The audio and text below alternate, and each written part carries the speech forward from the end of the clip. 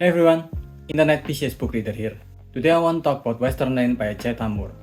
The book starts with Gopi and her two sisters Kush and Mona, who goes with their father to their mother's funeral. Here they met their aunt Ranjan, who asked their dad for one of the kids so she can lighten his burden. He didn't say anything to their aunt, but he also didn't give her any of his daughter, and they went back home. But what he did is bring the three girls to Western Land to give them hard training in squash. Gopi also become closer to a white boy named Get here. Besides training hard at squash, there's a really good frustrating family dynamic between the father and his three daughters. All four of them reacted differently to the whole shape of their mother in their life, and all of them are not that good at communicating with each other. The father is a stoic man who are bad at communicating, and the three girls are children. They have yet to have the emotional maturity to process grief that even adults can have a hard time on. So they become more and more estranged to each other. All of them look for the traces of the mother figure in a different way. People said I was most like Ma because I had Ma's gesture and expressions, and I suppose this was what Kush was looking for when she searched my face in the mirror. But when you are very close to two people, it is hard to see how they are alike. Immediately there are good signs of amazing storytelling. There's little subtle details here and there that flesh out the character in a natural way. For example, when Gopi blushed each time people called her name out loud. In a bad way to tell a story, there would be a detailed explanation on how Gopi doesn't like her name, how she wanted a name that is maybe more girly, that is not Gopi, but here she just blushed and we know that she's self-conscious about her own name and that she's quite a self-conscious person. The story is also so rich with culture, not just from the names and the things they do. It's as if the author is painting this amazing culture and put them in her story. The food, for example, doesn't need too much detail on them and it highlights them even more because of that. There's a casual mention of dal, Gupta Jamun, and people are drinking Coca-Cola through bottles. They make an attempt each weekend to go visit family, despite some of these family are frustratingly judgmental on them. The story nails that part of the family dynamic in a short time. And culture is not the only thing that is contained in the story and the characters, but it's also a history of squash. The story tells the story of the Australian player Johan, who dominated squash for about a decade before Jahangir Khan came, and how those stories somehow mirror the ways the story of our character. Joe won the championship after beating his own brother, and Khan became the #1 squash player in honor of his dead brother. There's a subtle theme of family in both worldly known players' stories. The story really reminds me of the movie Dangal, and not just because both story tells about India culture. If you somehow miss Dangal, Dangal is a movie based on a true story about a stoic amateur wrestling man who are not good at communicating his style. He had two daughters who fight back against the boys in the village. After they won against the boys, the father saw some potential in them and trained them to do wrestling where they become good enough to win tournament medals. If you haven't watched Dangal, I highly recommend it. But besides those surface level similarities, these are two very different stories.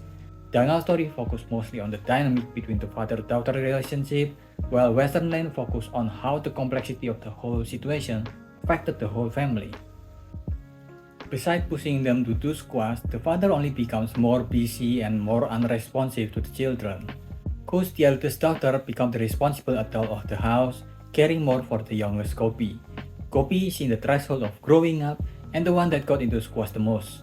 She and the middle child Mona is the children affected the most by the threat to be separated from their own family and sent to their own Ranjan.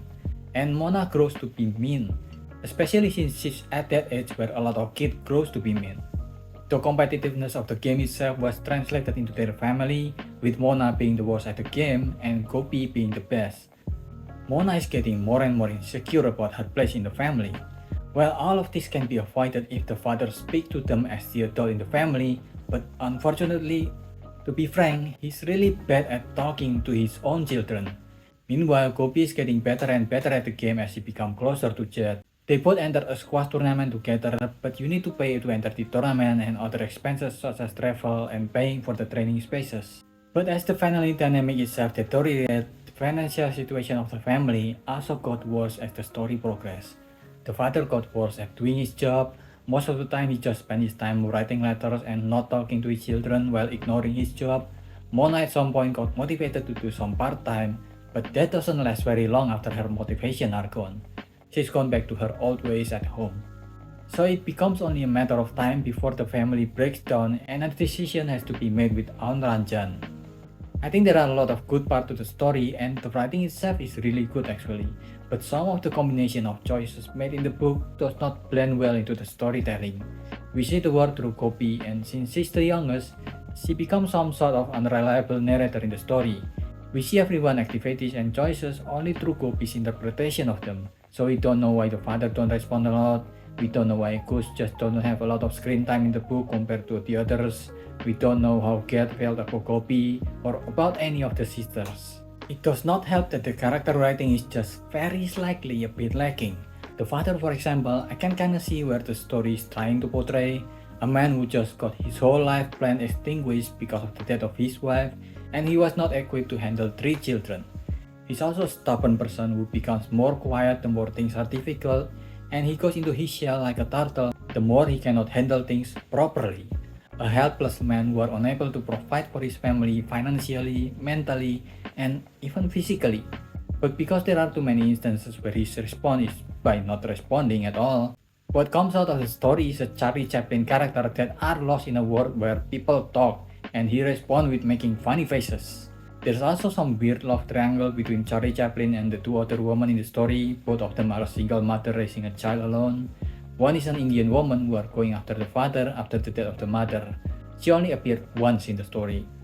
The other one is Gad's mother. There's some racial drama between Gad's mother who's white and the Indian family, but the xenophobia feels forced since it wasn't fully explored.